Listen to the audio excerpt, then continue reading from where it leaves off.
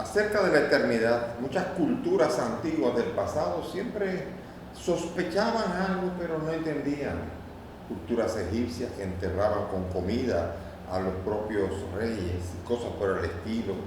Había una especie como de idea deforme de lo que era un suspiro en la humanidad ante la muerte y ante el hecho de la muerte. En el Antiguo Testamento, en el lugar donde, en el mundo de Israel, donde se revela el verdadero Dios, el Dios en el que creemos todos, este Dios todavía, aún allí, se entendía que el eterno es solo Dios. No había la idea de la inmortalidad. Cuando se habla de Abraham, Abraham descansó, fue enterrado con sus padres, todo fue así. También David fue enterrado con sus padres, eran enterrados ya para descansar en su tierra. Lo importante era ser enterrado en su tierra, pero no había todavía esa idea de la inmortalidad. De hecho, José, el de la Biblia, el que fue a Egipto, pidió en Génesis 50:25 que cuando él muriera los huesos se le llevaran fuera. Llévenmelo fuera de aquí. Ahí sufrió, ahí vivió, fue la tierra donde él floreció, pero sáquenme los huesos de aquí. Moisés los tomó, Éxodo 13:19, esos huesos, y Josué acabó enterrándolos en Siquem. Josué 24:32, que esa fue la tierra que fue destinada para los descendientes de José. Bien, la tierra y el pueblo siempre permanecerían. La idea era que Dios es eterno y manifestará eternamente su misericordia a su pueblo. El que iba a resucitar, el que iba a estar siempre eternamente es Israel, porque Dios iba a sostener la tierra prometida e iba a sostener al pueblo de Israel, al pueblo que él se había escogido como heredad. Pero no había la idea de lo que se llamaría una resurrección individual. Yo cuando muero formo parte del pueblo que sigue todavía Dios manifestándose a través de él. Fíjense qué curioso. Y cuando hablan de la profecía de Oseas, capítulo 6, donde dice que al tercer día nos dará la vida, es después que se entiende, después de Jesucristo que se va a entender, pero mientras tanto nos dará la vida, es como pueblo, a Israel volverá toda. La idea todavía de la inmortalidad no existe, como por ejemplo cuando en la famosa visión de Ezequiel de los huesos secos, en el capítulo 37, aparece como si los huesos secos pueden revivir. No está hablando aquí de los seres humanos individualmente, sino como huesos como de un pueblo que vuelven a tener vida. Es todo un género apocalíptico que aparece en algunos otros profetas, pero la inmortalidad todavía no está presente en el pueblo de Israel, todavía no está claro. El que es eterno es Dios. Él es el eterno viviente y es el que le da vida a Israel y a su pueblo. Lo salva de todo peligro, lo mantiene, lo lleva. Todo es siempre a nivel de pueblo. Una colectividad que siempre es eterna, pero en ella los hombres van muriendo y simplemente se quedan allí. La idea de la resurrección va a comenzar ya con la crisis del imperio persa. Cuando decae el imperio persa y llegan el imperio helenista, los griegos que son con su gran cultura, los filósofos, el mundo de los filósofos, ya ha comenzado a reflexionar y va a comenzar a incidir también en todos los pueblos que va a ocupar, porque el imperio griego se va a expandir y va a incluir también a la Palestina. La Palestina, de hecho, se va a hablar el koiné, que es un griego de calle, un griego vulgar, que es normalmente en un griego es que también se va a escribir el Nuevo Testamento, porque aunque llegamos al mundo romano, en el mundo del Nuevo Testamento, todavía la influencia de la cultura griega está allí. ¿Y qué dice la cultura griega de la inmortalidad? Todo lo hemos estudiado. El cuerpo, el alma es inmortal. Los filósofos griegos son los que llegan a esa intuición. El alma no muere. Hay algo del hombre que no muere, que permanece. Y que cuando el hombre muere, el alma queda liberada. Esa idea de una inmortalidad, de un elemento, son los griegos con la razón los primeros que se encuentran con esto. Y cuando la razón se encuentra con la fe en el mundo judío, entonces comienzan los judíos a decir, los hombres de fe dicen, si el alma es inmortal, entonces Dios la creó así, entonces es inmortal por Dios, que es el único inmortal. entonces el hombre participa de la inmortalidad. Y por eso en los libros deuterocanónicos, que son los libros que en otras denominaciones le llaman el periodo intertestamentario, porque no consideran los deuterocanónicos como libros canónicos, libros inspirados, libros del pueblo de Dios. Pero durante ese tiempo comienzan a surgir libros que comienzan a asumir dentro de la fe también esa idea de la inmortalidad que nos llega a nosotros por medio de los griegos. El libro de la sabiduría, como otros libros, Macabeos, todo esto va bajo el influjo de los griegos, va a comenzar a surgir con una serie de ideas de la inmortalidad que ya intuyen la inmortalidad individual. Por ejemplo, Sabiduría, en el capítulo 1, versículo 23 dice: Dios creó al hombre para la inmortalidad.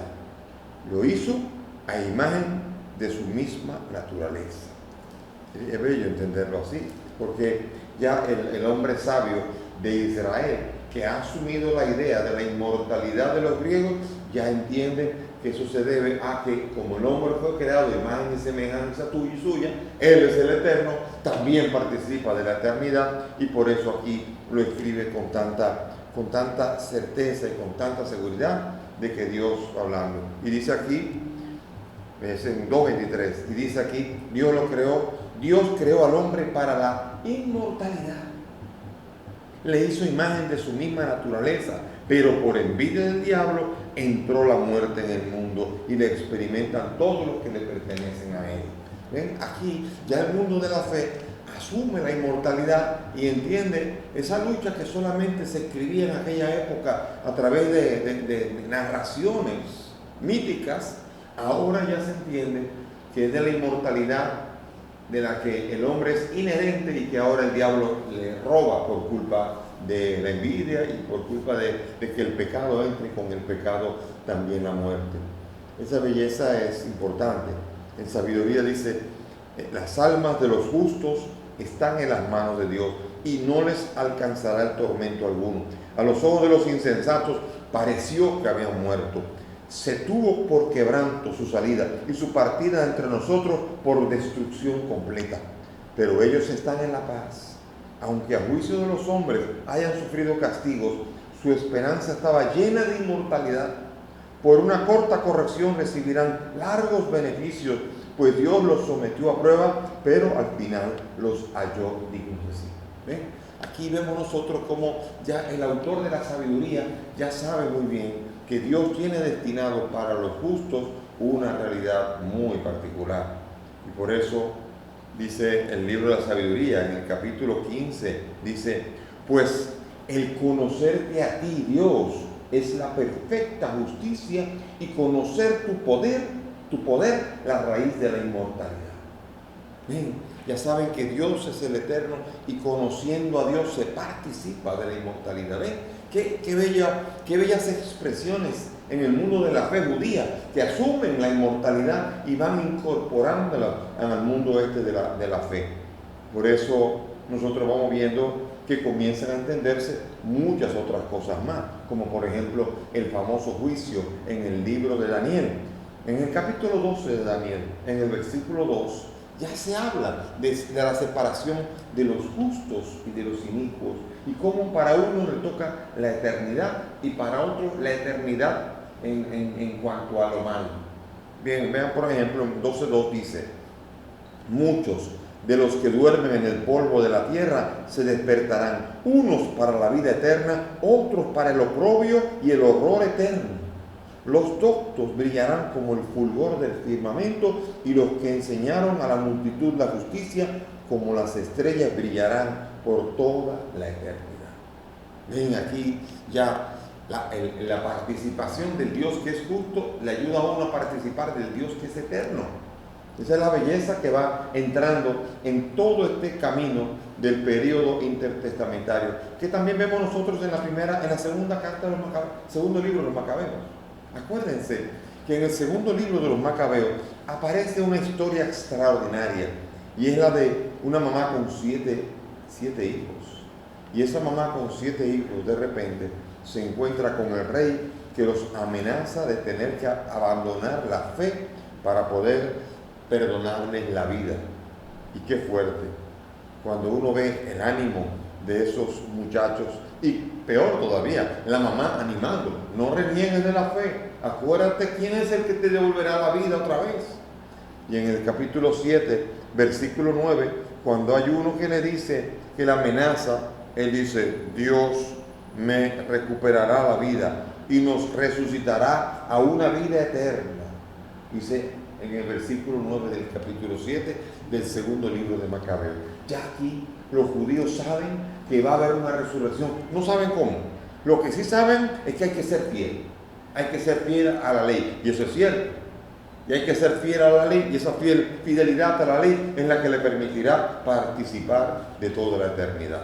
¿Ven? Entonces vemos nosotros como en el libro de Macabeo, ya también en el capítulo, segundo libro de Macabeo, en el capítulo 12, vemos nosotros cómo hay un libro en el que cuando hubo una guerra, al día siguiente fueron a buscar a Judas Macabeo para que recogieran los cadáveres y descubrieron que de ellos que habían muerto, habiendo vencido la guerra, tenían ídolos dentro de sus vestiduras y habían estado adorando a ídolos de Yahnia. Y entonces descubrieron que Dios manifestaba las cosas ocultas. Pero dice entonces, miren, pasaron a la súplica. Cuando vieron que habían pecado los miembros de su propio pueblo, pasaron a la súplica rogando que quedara completamente borrado el pecado. Después de reunir, dice el versículo 43, de reunir 2,000 dracmas, las mandó a Jerusalén para ofrecer un sacrificio por el pecado, obrando muy bien y notablemente, pensando en la resurrección. Pues de no esperar que los soldados caídos resucitarían, habría sido superfluo y necio rogar por los muertos. Pero si se considera que una magnífica recompensa está reservada a los que duermen piadosamente, este habría sido un pensamiento santo y justo. Ahora ya están orando por el perdón de los pecados. Ellos no saben, ofrecen un sacrificio porque es lo que en el mundo judío todavía, los sacrificios todavía quedan limitados porque no se ha revelado todavía cuál es el verdadero sacrificio. Pero es interesante todo esto, porque este es el caldo de cultivo que prepara lo que sería la venida del que viene a traernos la vida eterna. En ese tiempo que Jesús, el Señor, llega, hay en el Sanedrín dos grupos muy conocidos, los saduceos y los fariseos. Los saduceos no creían en la resurrección, no creían que habría más allá. Simplemente el hombre nace, muere, se acabó todo. Y los fariseos sí creían en la resurrección, creían en la resurrección en la otra vida. Por eso, aunque nosotros tratamos a los fariseos como una raza mala, era la raza con la que Jesús discutía, porque eran los interesados en la vida eterna. Acuérdense la parábola que le ponen la casuística: un hombre murió y esto, y murió y esto. ¿Y en la otra vida qué? Porque los saduceos ni le interesaba esto. Los fariseos, en cambio, sí. Y Jesús es el que viene a anunciar la vida eterna. Y lo anuncia de una y mil maneras. El que deja casa, padre, madre, hermano, todo, yo le aseguro que en esta vida el 100 por uno y en la otra la vida eterna. Mateo 19, 29, Marcos 10, 30 y Lucas 18, 29. También acuérdense del juicio final, a la derecha y a la izquierda. Y dice, y que los de la derecha, los justos, pasarán a la vida eterna. Jesús está anunciando que hay una condición: creer en Él, y segundo, vivir la justicia, vivir la fe. Estas dos realidades abren al ser humano a la inmortalidad que viene a abrirnos completamente el camino, el mismo Jesús, el Señor, que es el que dice que todo el que crea en Él tendrá vida eterna. Juan 3:16, yo soy el camino, la verdad y la vida. Hasta la samaritana, el agua que beba, el que beba de esta agua, le daré como una fuente que brota para la vida eterna. El que escucha mi palabra, ese tiene vida eterna. Juan 5:24. Pedro mismo le dice: ¿a quién iremos, Señor? Eres tú el que tienes palabras de vida eterna. Jesús mismo en el capítulo 10 de Juan dice: las ovejas escuchan, mis ovejas escuchan mi voz, y yo les doy la vida eterna. Por eso Jesús está diciendo: el que ama su vida, la perderá, y el que la guarda y el que la pierde por mí, tendrá la vida eterna. Esa es la belleza del buen mensaje de Jesucristo. La eternidad es una realidad que se estuvo primero ignorando, después intuyendo, después anunciando y después ahora en Cristo cumpliendo. Ante la tumba de Lázaro, él le dice a Marta: yo soy la resurrección y la vida. El que cree en mí, aunque muera, vivirá. Juan 11:25.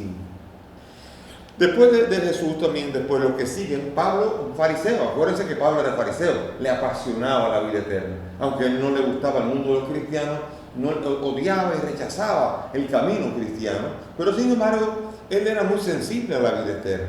Y de hecho, cuando se convierte y se mete totalmente a ser el apóstol de Cristo, hubo un momento en el libro de Hechos de los Apóstoles en donde lo quisieron meter preso y él se dio cuenta que habían fariseos y saduceos. Y él dijo: yo soy fariseo, porque él venía de esa corriente. Se armó un reperpero, pelearon entre ellos y a Pablo lo dejaron libre, armando él el lío. Y la discusión con la que se armó el lío es que yo creo en la resurrección, yo creo en la inmortalidad. Por eso es importante entenderlo. En el credo nosotros decimos: creo en la resurrección de los muertos y en la vida eterna. Y esa es una fe esencial, porque no podría creer en esto si Cristo no hubiese resucitado primero. Pero esa resurrección de Cristo es la que garantiza el sello gomígrafo, que nos garantiza nuestra propia resurrección y nuestra propia inmortalidad. Inmortalidad para la vida eterna. Jesús es el que nos abre el camino resucitando. Jesús es el que nos anuncia a nosotros. Muere, resucita y nos abre el camino para que la inmortalidad prometida sea para nosotros una esperanza, y esa esperanza se encuentre en Cristo Jesús el Señor. ¡Qué belleza! Pablo se apasiona con esto. Pablo es un apasionado de la vida eterna. Comienza a pensar en la vida eterna y él comienza a decir: los sufrimientos de esta vida no son nada comparado con lo que Cristo tiene reservado para nosotros. En otro momento él dice: no es así. Ni los oídos han oído, ni los ojos han visto, ni la mente del hombre es capaz de imaginar lo que Dios tiene preparado para los que le aman.